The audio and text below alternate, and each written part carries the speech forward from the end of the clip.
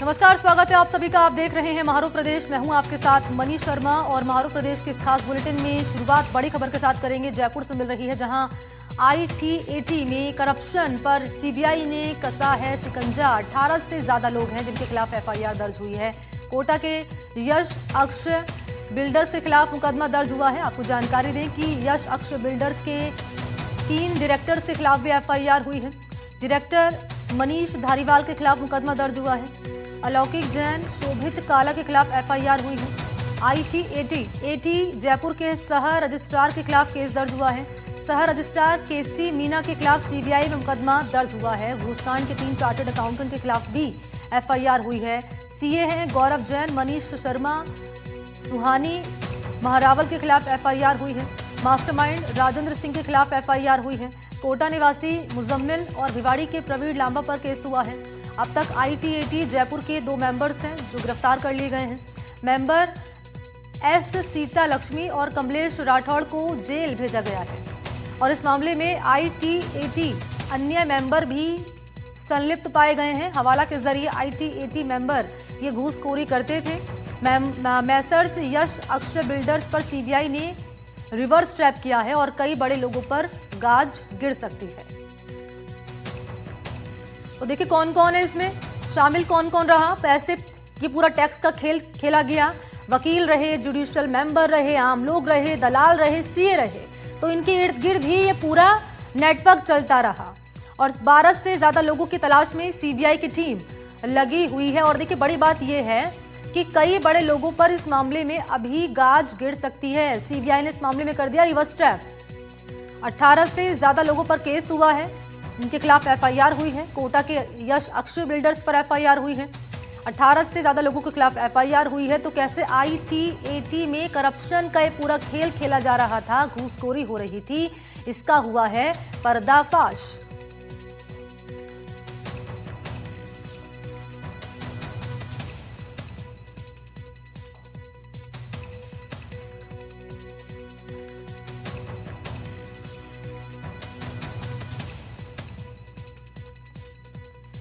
तो देखिए आसान शब्दों में आपको समझाने के लिए हमने कुछ ग्राफिक्स तैयार किए, जरा उन पर आप नजर डालिए। तो 9000 से ज्यादा फैसलों को लेकर ये जानकारी ये कि घूसखोरी अपील से राहत का खेल यहाँ पर चल रहा था। जुडिशियल मेंबर की मिलीभगत यहाँ पर सामने आई है। CA का बड़ा गिरोह यहाँ पर शामिल रहा है। इसके अलावा मास्टरमाइंड CA अभी भी पकड़ से दूर बताए जा रहे हैं।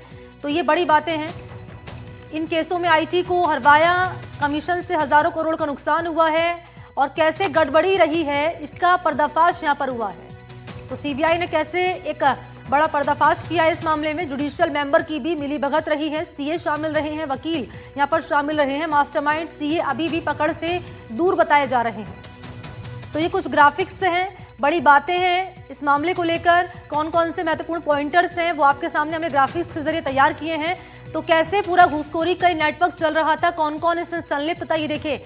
ये आपको CA, दलाल, वकील इसमें शामिल रहे और कैसे जुडिशियल मेंबर की भी संलिप्तता रही, आम लोग भी इसमें शामिल रहे। तो कैसे ये बड़ा पर्दाफाश किया गया सीबीआई की ओर से। ज्यादा जानकारी देने के लिए सहयोगी विश्वास आपको नजर आ रहे होंगे। विश्वास, आपके पास आते हुए जरा बताएं दर्शकों को कैसे ये बड़ी कार्रवाई जिसे अंजाम दिया गया है और ताजा इनपुट क्या मिल रहा है इस मामले में। देखिए लगातार इस पूरे मामले में सीबीआई की जो टीम है वो कार्रवाई कर रही है। 25 नवंबर से सीबीआई की टीम ने सारे इनपुट्स इकट्ठा करके कार्रवाई करना शुरू किया। सबसे पहले एडवोकेट राजेंद्र को गिरफ्तार किया गया। 25 नवंबर को उसके अगले दिन S सीता लक्ष्मी जो कि जुडिशियल मेंबर थे उनको अरेस्ट किया गया। उसके बाद में कमलेश जो कि अगेन एक जुडिशियल मेंबर थे उनको गिरफ्तार किया गया। उसके बाद में लगातार कार्रवाई हो रही है। कल भी एक रजिस्ट्रार को गिरफ्तार किया गया है इस पूरे मामले में सीबीआई के द्वारा। Income tax appellate authority tribunal जो है उसमें किस तरीके से ये पूरा ब्राइबरी का और किस तरीके से करप्शन का पूरा जो खेल चल रहा था इसको लेकर लगातार सीबीआई जो है वो जांच कर रही है और उसके बाद में किस तरीके से जो खुलासे हैं वो हो रहे हैं। अब देखिए इस पूरे मामले में जो कोटा से बिल्डर हैं उसके यश अक्षय बिल्डर्स एंड डेवलपर्स जो एक पूरा एसोसिएशन है उसके खिलाफ में भी जो मामला है वो दर्ज किया गया है। साथ ही कई ऐसे CA हैं जिनका नाम भी पूरे मामले में सामने आ रहा है। CA गौरव जैन, CA मनीष शर्मा, सुहानी महारावल, ये ऐसे वे लोग हैं जिनका नाम इस पूरे मामले में सामने आ रहा है। क्योंकि देखिए इनकम टैक्स में जिस तरीके से आपको फाइल फाइलिंग करनी होती है, सीए का उसमें एक बड़ा योगदान होता है, बड़ा एक अहम रोल होता है। सीए जो पूरी बैलेंस शीट होती है वो आपकी बनाता है, उसके साथ ही किस तरीके से इनकम टैक्स का जो आपका फॉर्म होता है उसे वो फिल करता है।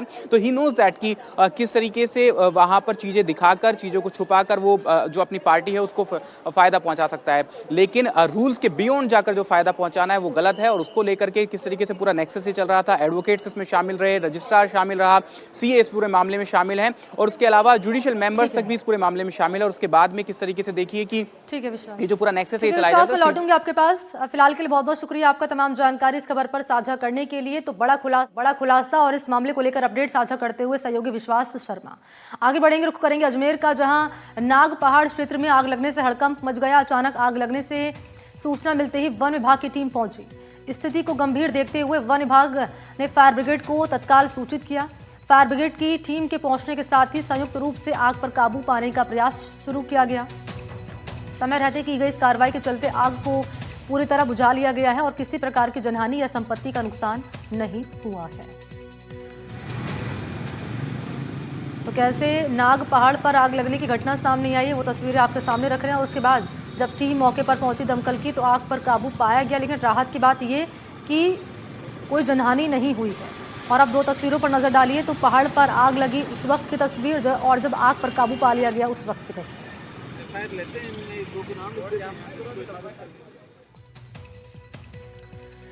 तो अजमेर में अतिक्रमण पर हुई है कार्रवाई। यहां एडीए ने कार्रवाई को अंजाम दिया है। नाका मदार में कई दुकानों पर कार्रवाई हुई है। बुलडोजर की सहायता से अतिक्रमण को हटाया गया है। 5 दुकानें हैं, दुकानों पर कार्रवाई से 5 दुकानें कार्रवाई से बाहर रही, बाकी दुकानदारों को सामान हटाने का मौका दिया गया। अचानक हुई इस कार्रवाई से दुकानदार जिन्हें परेशानी हुई, ये कह रहे हैं कि परेशानी हुई अचानक उस कार्रवाई से। अजमेर डेवलपमेंट अथॉरिटी की कार्रवाई सामने आई है ये अतिक्रमण पर।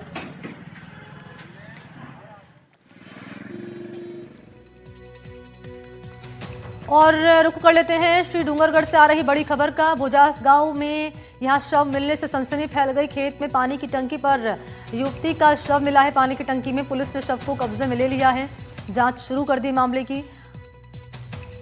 सेरुणा थाने के भोजास गांव की ये घटना बताई जा रही है।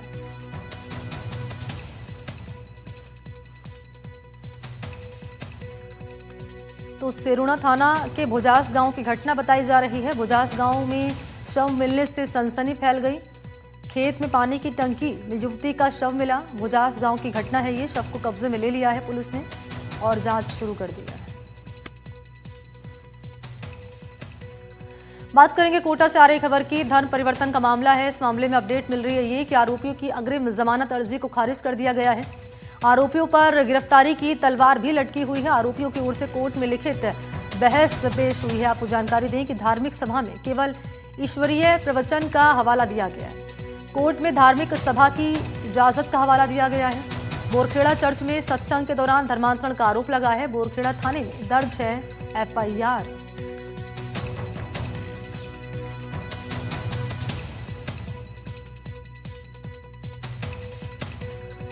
तो धर्म परिवर्तन मामले को लेकर खबर यह है कि आरोपियों की अग्रिम जमानत अर्जी को खारिज कर दिया गया है।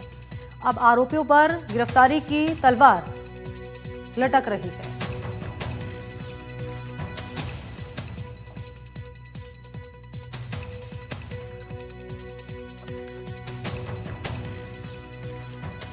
तो विधायक है बालकनाथ जिन्होंने सीएम को चिट्ठी लिखी। यहां डीएसपी की पोस्टिंग को लेकर बालकनाथ ने सीएम को चिट्ठी लिखी है। खाटू श्याम में आनंद राव की डीएसपी पद पर तैनाती और आनंद राव की कही और तबादले की मांग यहां पर की गई है।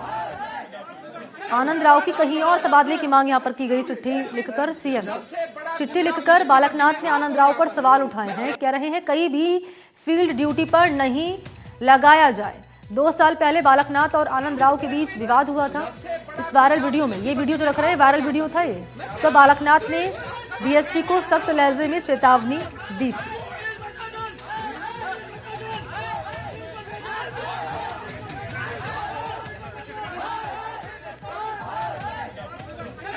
तो ये वीडियो काफी वायरल हुआ था और अब विधायक हैं बीजेपी के बालकनाथ जिन्होंने सीएम को चिट्ठी लिखी है डीएसपी की पोस्टिंग को लेकर। कह रहे हैं कि आनंद राव की कहीं और तबादले की मांग को कर रहे हैं चिट्ठी में सीएम से। चिट्ठी लिखकर बालकनाथ ने आनंद राव पर सवाल उठाए हैं। कह रहे हैं कि कहीं भी फील्ड ड्यूटी पर ना लगाया जाए। 2 साल पहले बालकनाथ और आनंद राव के बीच में विवाद हुआ था और इस वीडियो में बालकनाथ ने डीएसपी को सख्त लहजे में चेतावनी दी थी।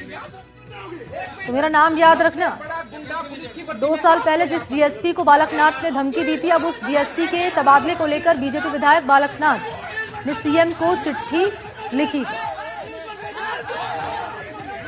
और सहयोगी हिमांशु इस वक्त इसी खबर पर हमारे साथ मौजूद है, ज्यादा जानकारी लिए। हिमांशु, जब ये विवाद सामने आया था डीएसपी और बालकनाथ के बीच में, उसके बाद हमने देख रहे हैं कि यहाँ बालकनाथ ने सीएम को चिट्ठी लिखी है स्थानांतरण करने को लेकर। और क्या लिखा गया है चिट्ठी में, जरा विस्तार से बताएं।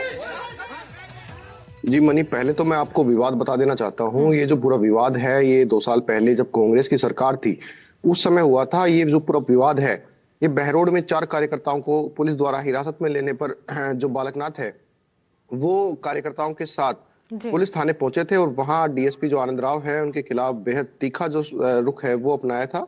और इसी दौरान उन्होंने जो डीएसपी है उनको सख्त लहजे में कहते हुए नजर आ रहे हैं कि मेरा नाम याद रखना। 3 लोगों की मेरी लिस्ट में है और उसमें एक यहाँ का विधायक है, दूसरा एसएचओ है और साथ ही अब आप उस लिस्ट में शामिल हो गए हो। और इस पूरे जो मामला है, इसके बाद में बालकनाथ का एक दूसरा बयान भी सामने आया था जिसके अंदर जो डीएसपी आनंद राव है उनको उन्होंने वर्दी वाला